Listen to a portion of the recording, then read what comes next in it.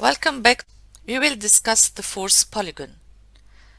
The force polygon is a polygon that we plot graphically and through which we can deduce the type of internal force in each member of the truss, whether it is a tension or compression or of course a zero member.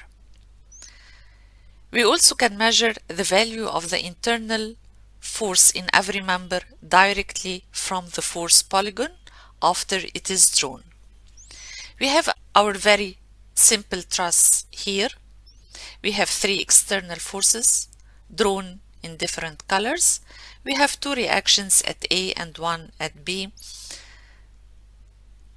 The length of the bottom chord AB is 4 meters and the height of the truss is 3 meters.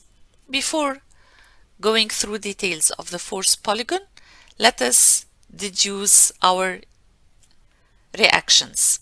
Taking sigma moments about A, we can get that YB equals 3 tons and plotted on our diagram. This is easy by now. Sigma forces in the Y direction equals 0 gives YA equals 6 tons and equilibrium in the X direction gives XA equals 4 tons, and we plot all reactions on our diagram.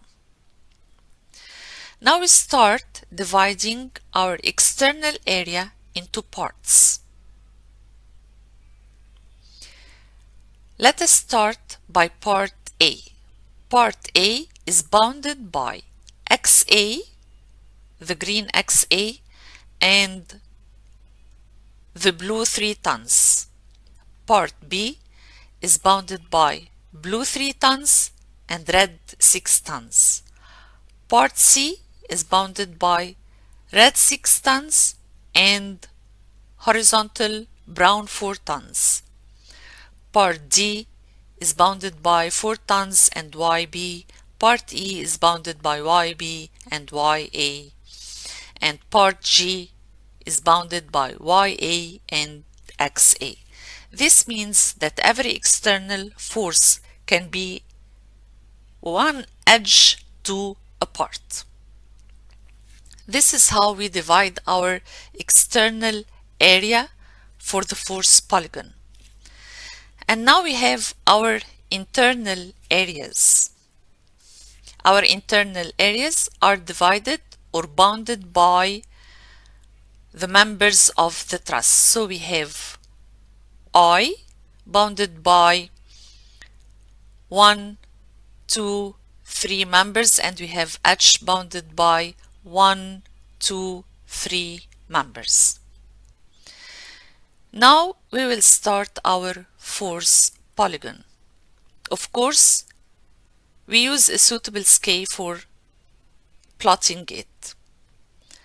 Let's take this green 4 tons and therefore we are drawing XA, respecting its direction and value with scale. You can consider any scale you are convenient with. So, if you consider, for example, every 1 ton is scaled by 1 centimeter, then this will measure 4 centimeters. Any scale you are convenient with. Of course, the 4 tons divided the area into G and A, and therefore we plot GA on the force polygon. It starts from G and ends with A. To proceed, to move from A to B, we encounter this 3 blue tons heading downwards. We draw it to scale and we reach the area B. To move from B to C, we encounter this 6 tons. We plot it to scale and it ends with the part C. To move from C to D, we encounter the 4 tons heading to the left and it ends with D. To move from D to E, here on our truss, we encounter the YB 3 tons heading upwards and therefore we reach the part E. Of course, another 6 tons we reach G. This means that if we join E to G on the fourth polygon, it must read 6 tons to scale. By this way, we plotted all our external areas and we are left with the internal areas. To plot I, we need two loci, locus 1 and locus 2. Here we considered locus 1 for I, horizontal line from B. Since this horizontal line or this horizontal member of our truss is a boundary between the internal I and the external B.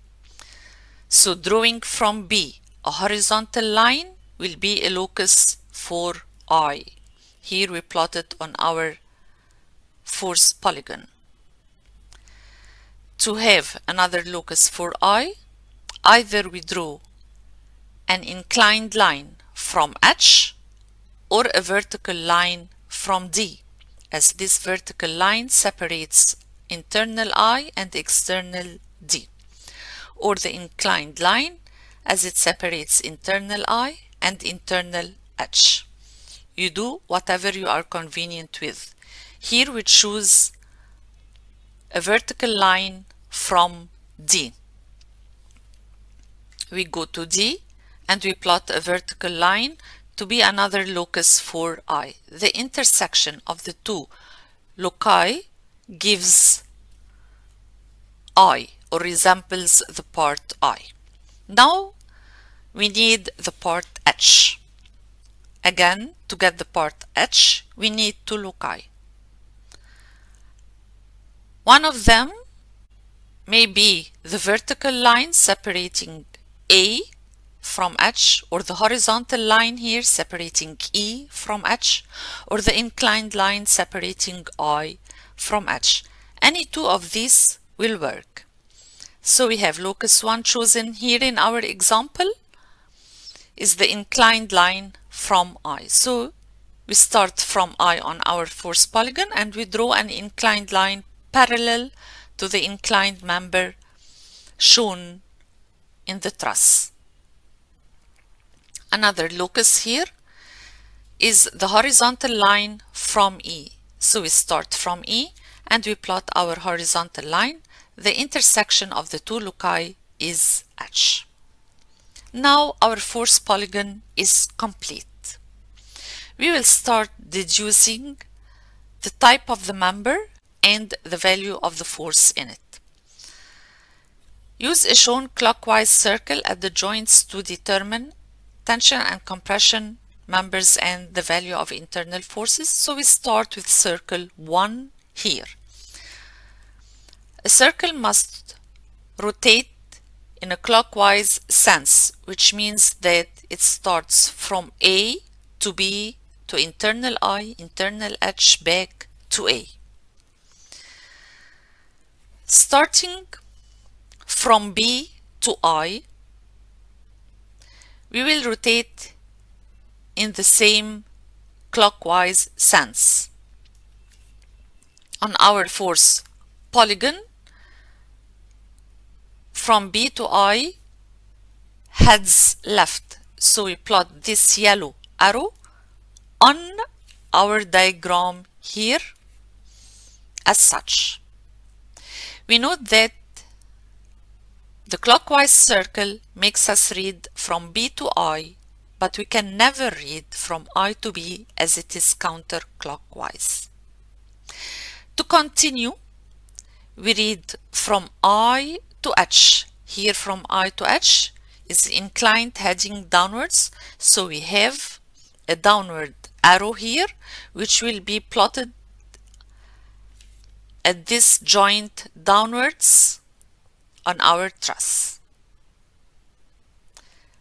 To continue, from H to A is heading upwards on the fourth polygon from H to A, which means that the arrow that will plot on our diagram at this joint inside the circle must head upwards. This is really how we determine the direction of the arrows and consequently the type of the member. Now, to continue the arrows on the top chord here, we have an opposite arrow at the right joint. Considering the two arrows here on the top chord, we can conclude that it is a compression member, as previously explained. To complete the other arrow on the vertical member passing by joint A here, we conclude that it must be in an opposite direction to the arrow drawn in the circle, and therefore it heads downwards, which means that the vertical member here is also a compression member. Let's have another circle, circle 2, rotating clockwise and passing by joint B. Circle 2 reads E, H, I, D, E, and can never read in a counterclockwise. We will start from any area you are convenient with, from E to H. From E to H is a horizontal line going from left to right. So we will plot our arrow here heading to the right, and this arrow will be plotted in the shown circle, circle 2, in the same direction heading to the right.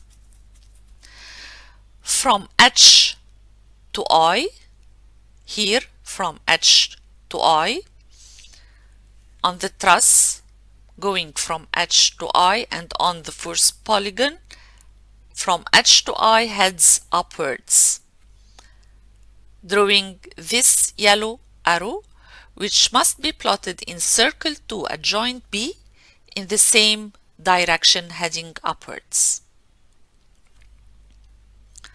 From I to D on the first polygon, from I to D heads downwards and indicated by this drawn yellow arrow, and it must be drawn at joint B in the same direction.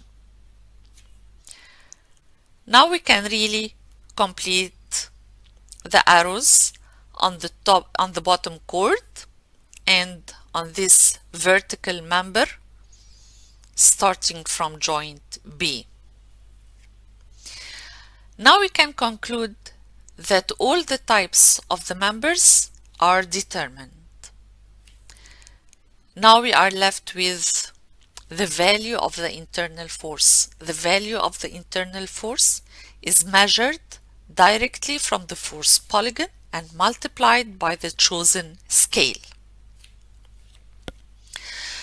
So let's have, for example, member AB. Member AB separates the parts external E and internal H. So we go to our force polygon and we try to seek the line joining E and H. Here we are, EH is a horizontal line, and if you measure it, it will read 4 tons. And so on. For example, if we need the vertical member here passing by the joint B, this vertical member divides the area internal I and external D. So we go to our force polygon. We try to seek the line joining I and D. Here we are, I and D. We simply measure this distance on the first polygon. We multiply it by the scale, and this is the value of the internal force. Note that it is previously determined that it is a compression force. For example, if we need the inclined member here, then we will search for the line joining between I and H on the force polygon, As in the truss, this inclined member separates the areas I and H. So we go here and we measure this inclined line multiplied by the scale. This is the value of the internal force of the inclined member on the truss. It is previously determined that it is a tension member from the direction of the arrows here. This was our force polygon, a graphical method to determine the internal forces of a truss.